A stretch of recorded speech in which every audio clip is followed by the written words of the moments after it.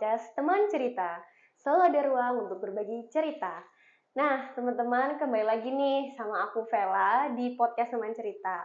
Kali ini aku udah ditemanin dengan salah satu dokter yang mau cerita-cerita apapun itu untuk teman cerita dan berbagi cerita juga di sini. Mungkin kita sapa bareng-bareng kali ya. Halo dokter. Halo juga Mbak Bella. Gimana kabarnya dok? Baik. Mungkin boleh perkenalan dulu ke teman-teman cerita yang ada di sana. Mungkin dokter namanya siapa, kesibukannya lagi ngapain, kayak gitu. Hobi juga boleh dok kalau. Iya Mbak. Jadi saya itu Dokter Nugraha Tias gitu ya. Biasa saya dipanggil Dokter Tias atau kalau misalnya di luar itu ada yang memanggil saya dengan Bu Tias gitu. Ya. Kesibukan saya sehari-hari ya mengajar begitu Mbak. Dan ada praktek gitu ya di PKBI juga gitu. Sehingga ketika kita bicara tentang kesehatan reproduksi ini merupakan hal yang biasa gitu ya, biasa kita jumpai dalam praktek sehari-hari gitu. Oke. Sebelum dimulai mungkin boleh diminum dulu dok ini karena terima kasih. Aduh Jogja tuh teman-teman ini tuh aneh banget. Jadi kalau dari siang ke sore gitu, ini aku sambil minum ya. Dari siang ke sore tuh panas dok, iya nggak dokter ngerasain juga nggak? Wah banget Mbak. Tapi kalau malam itu dingin. Ya betul. Sekarang kan kos saya di daerah selatan. Itu aja kalau udah mulai masuk maghrib, habis itu mau keluar cari makan aras-arasan dok karena aduh dingin banget. Nah, aku tuh sempat baca-baca artikel gitu, kenapa sih kok perubahannya kok suhunya kayak nggak kayak dulu ya gitu. Dulu kan saya aslinya dari Ungaran. Di Ungaran tuh masih cenderung stabil, maksudnya nggak yang cuma dingin, tapi nggak tahu ya sekarang kayak mungkin sama aja panas dingin gitu. Itu karena perubahan iklim dok.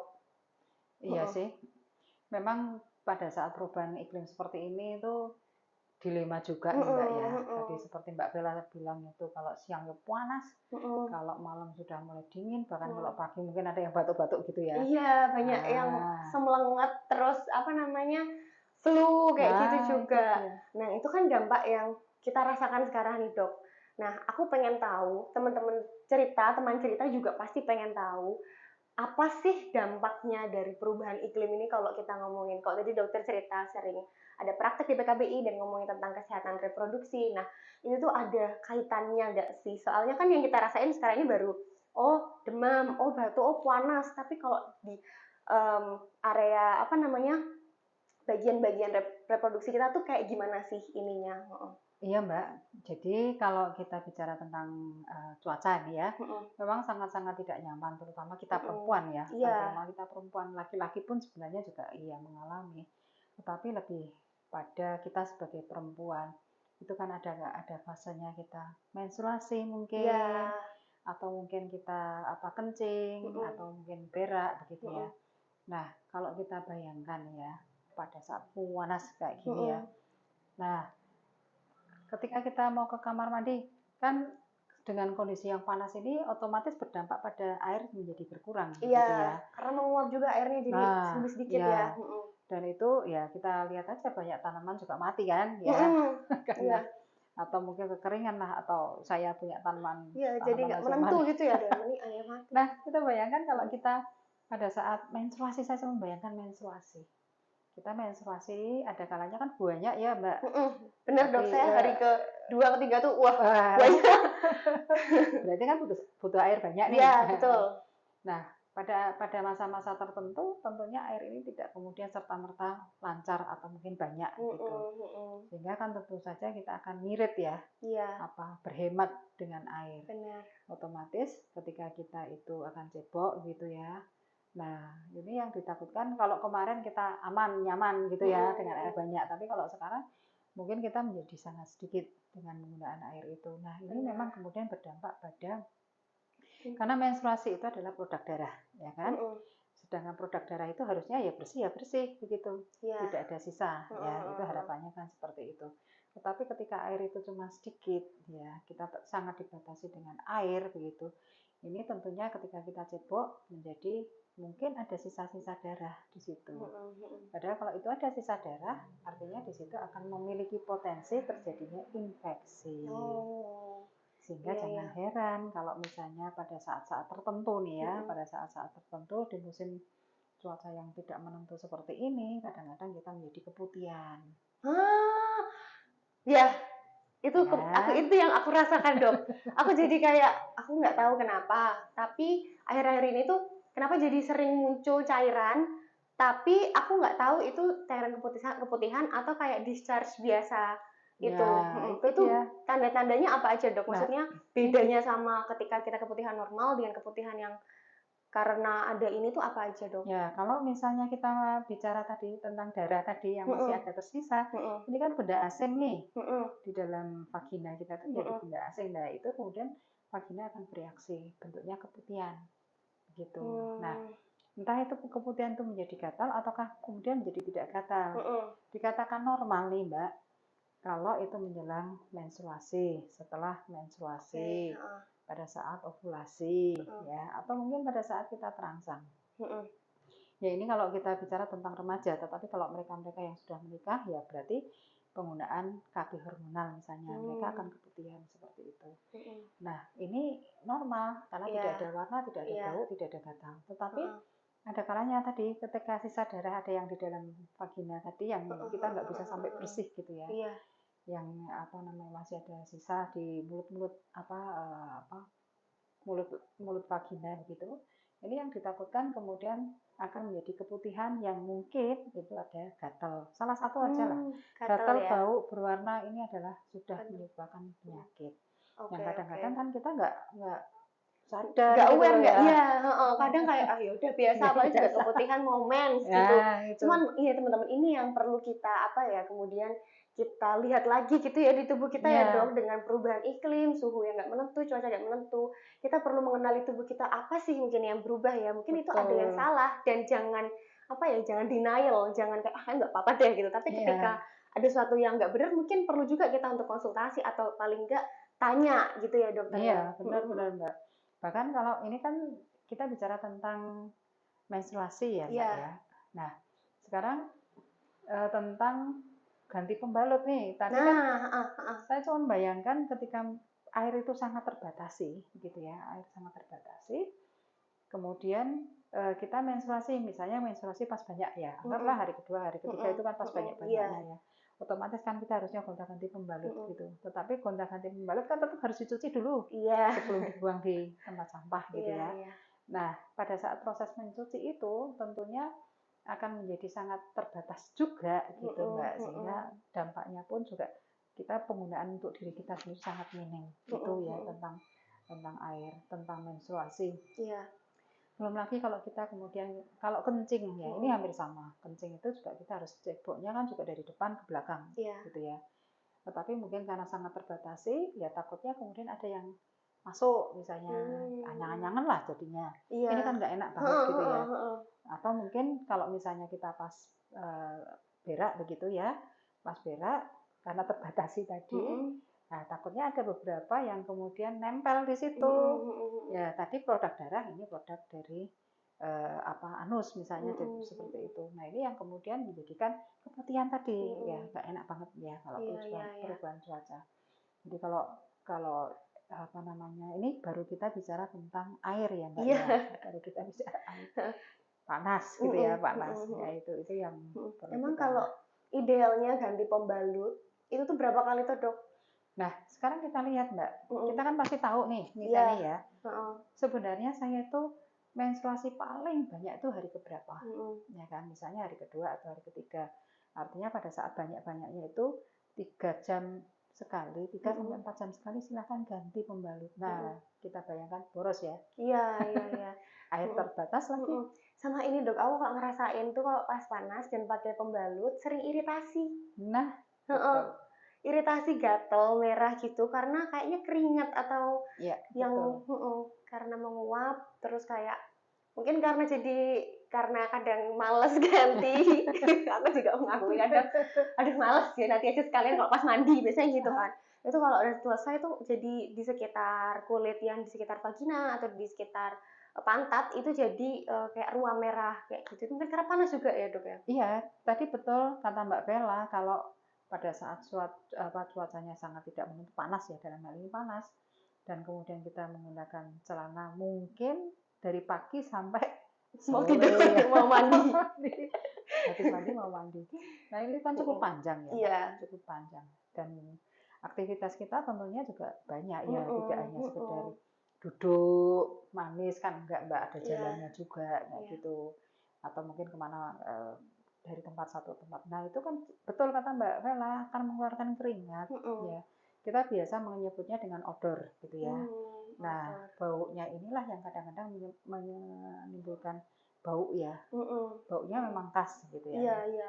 Tapi kan juga nggak enak juga Mbak kalau kemudian jadinya gatel ya. Gatel.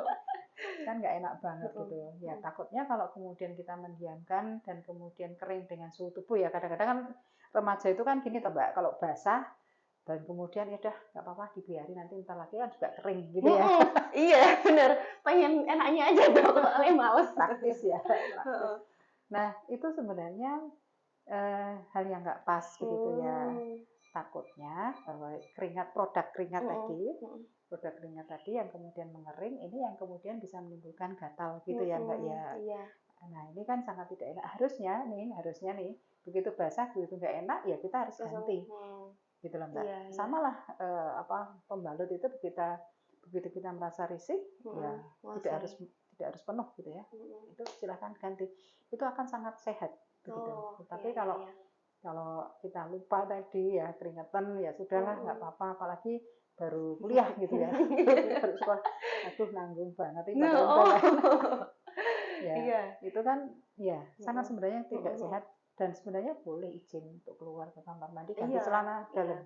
Sekali lagi ganti celana dalam. Jadi nggak cuma pembalutnya tapi celana dalamnya juga ikut diganti Dok? Tergantung dari tingkat basahnya ya, karena kan pembalut itu kan hanya sebagian kecil ya. Ya, kalau saya cuma bayangkan di bagian pantat atau mungkin di bagian depan perut gitu ya, itu kan tetap tidak tertutupi oleh pembalut. Ya, jadi kan itu mungkin pada saat-saat tertentu panas kan itu juga basah begitu ya. Nah itu justru yang nempel-nempel di tubuh itu lah yang harusnya kita ganti. Sehingga kemudian asumsinya kita tetap sehat, jadi tidak ada jamur lah, ya tidak ada biang keringat lah. Gitu. Berarti memang nggak, kalau sangu kan biasanya kan cuma pembalut aja, ini berarti mungkin kalau karena panas harus sambil diselingi bawa celana dalam ganti gitu ya Dok ya. Iya, apalagi kalau kencing juga Mbak. Iya Dok. Nah itu kan kalau yang panas nih Dok, kalau yang pas malam hari, pas lagi dingin-dinginnya itu ngaruh juga nggak sama diri kita? Nah, sekarang kita bayangkan nih Mbak ya, dingin banget gitu ya. Kita sudah terlanjur minum banyak gitu ya. Terus di kamar mandi ternyata dingin nih, airnya dingin nih ya Mbak. Tentu saja kita tidak akan banyak-banyak menggunakan air karena terlalu dingin. Males megang air. Males kena air kayak kucing kalau malam. Iya, apalagi terus males mandi ya. Iya, betul. Karena dingin. Ya, mungkin kalau dengan masak air atau mungkin pakai water heater gitu itu ya, tapi itu pun juga terbatas kan Mbak. Iya. Kapasitasnya pun juga terbatas, sehingga orang juga punya kecenderungan aduh nanti aja lah, tunda dulu tidur, nggak besok aja. Nah itu sama Mbak, ketika kita tidak mandi ya, apalagi dengan organ reproduksi, tadi saya cerita bahwa organ reproduksi kita itu kan pasti akan mengeluarkan odor gitu ya. Odor itu berarti kan bau dari, entah itu dari vagina, entah itu dari penis begitu ya Mbak, entah itu dari sekitar anus.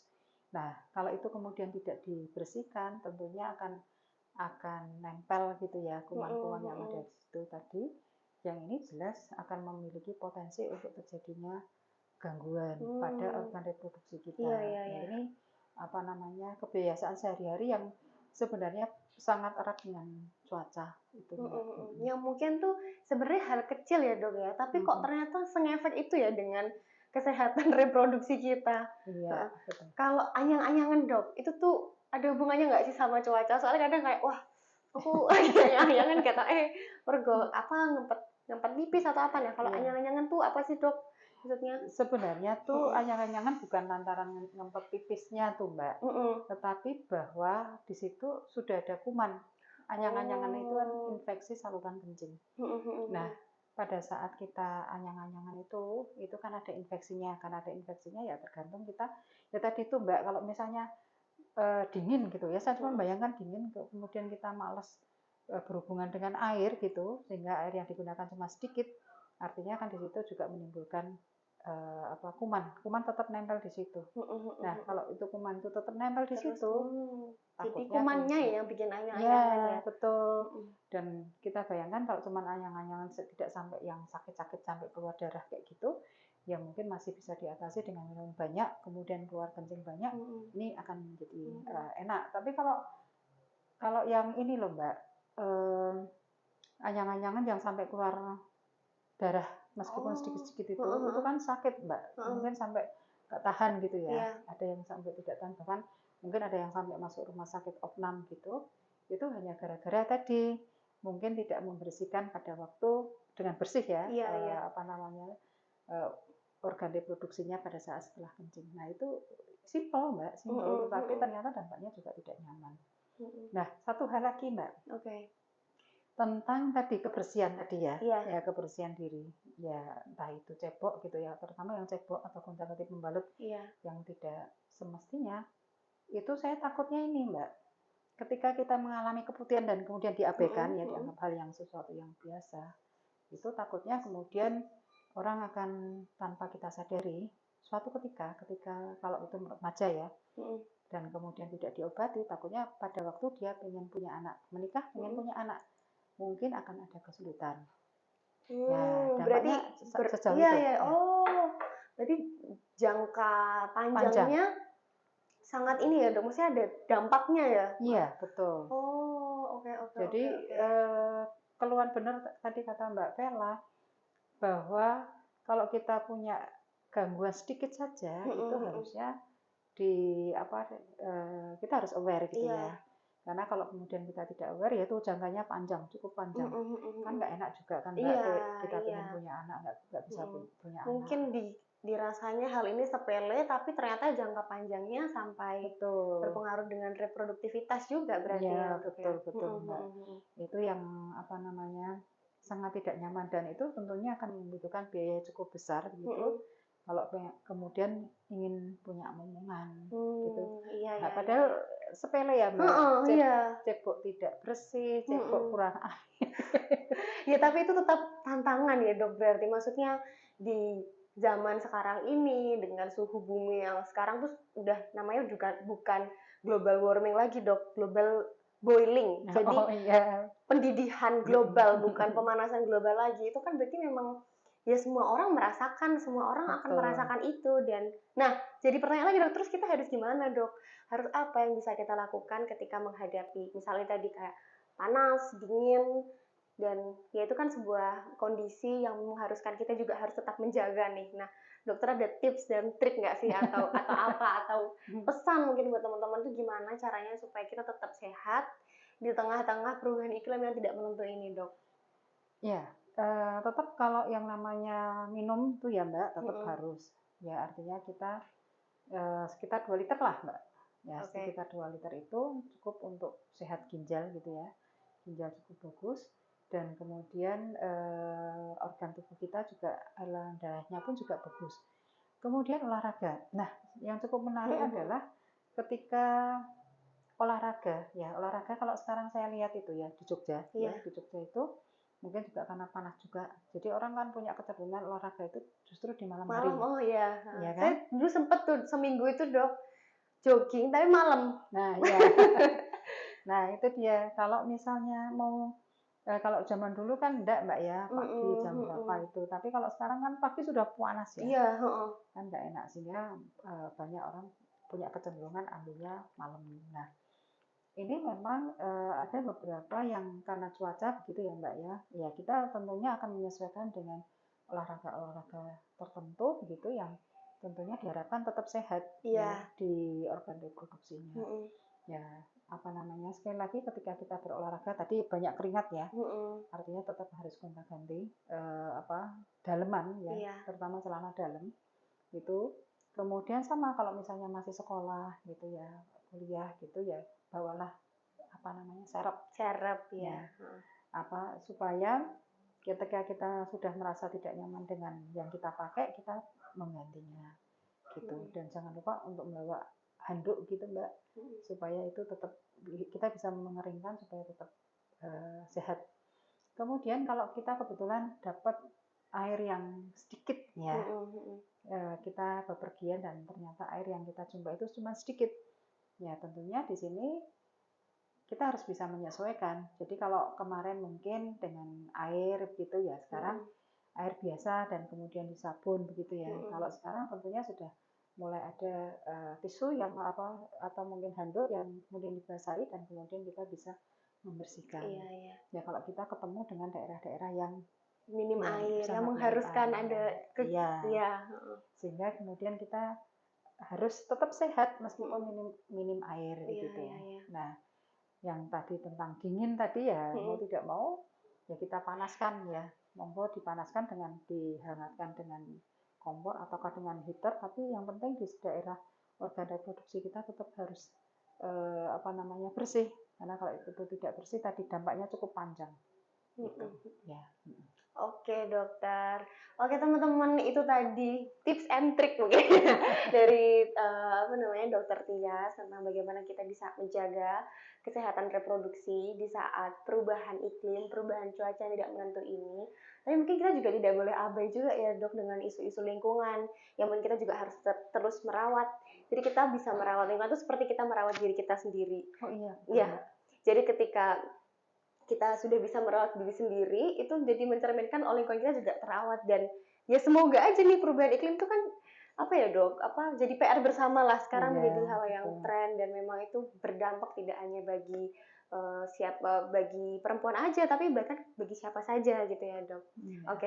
Oke, sekian dulu teman-teman podcast Teman Cerita kali ini. Terima kasih sudah menonton dan see you di next video. Bye bye.